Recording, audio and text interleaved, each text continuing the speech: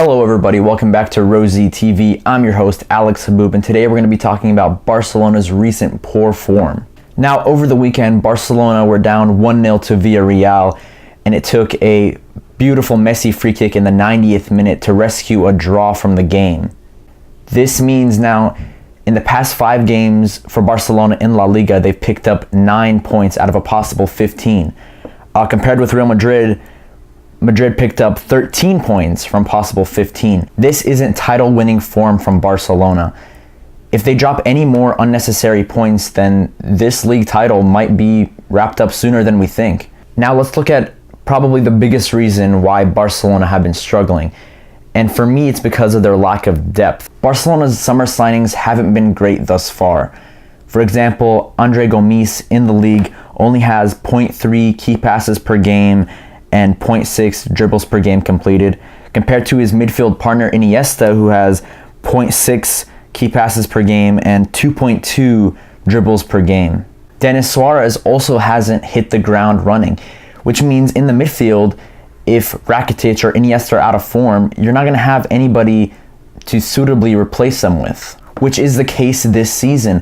Rakitic has had a patchier run of form recently, and Luis Enrique has opted to play André Gomes instead, and there really hasn't been much of a difference. And while Andres Iniesta is still a brilliant midfielder, he isn't getting any younger. Barcelona also have problems at the back. Over the summer, they bought Lucas Digne to compete with Jordi Alba for that left back spot, but for me that was a really weird signing. I mean, at Roma he wasn't anything great by any means, but he was pretty decent, and it was a little out of the ordinary for Barcelona to come and make a bid for him. And ever since Dani Alves left the club, they've played Sergi Roberto at right back instead of fielding Alex Vidal, who they bought from Sevilla. Sergi Roberto is a center midfielder by trade, but similar to Liverpool, who put James Milner at left back, Barcelona chose to put Sergi Roberto at right back. And while he's had some great games at right back, he's still not a natural fullback, which means he can be exploited defensively. For me, it's just papering over the cracks, and I think Barcelona really need to bid for a natural right back in this transfer window or in the summer. Now on to Barcelona's attack. Now, it's widely known that Barcelona have arguably the best attack in the world with Messi, Neymar, and Suarez up front, but the backups just really don't cut it for me.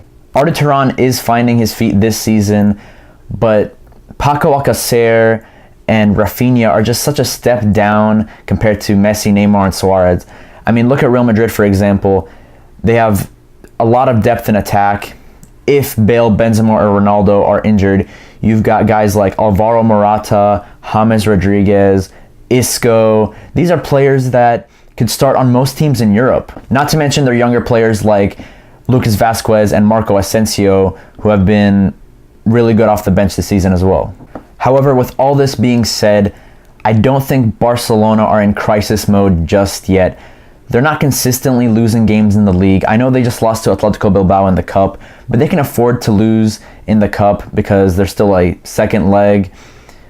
But right now they're drawing games, and I'm sure it's just a patchier run of form. Let's not forget, when they won the treble, they went through a poor run of form around this time in November, December, January.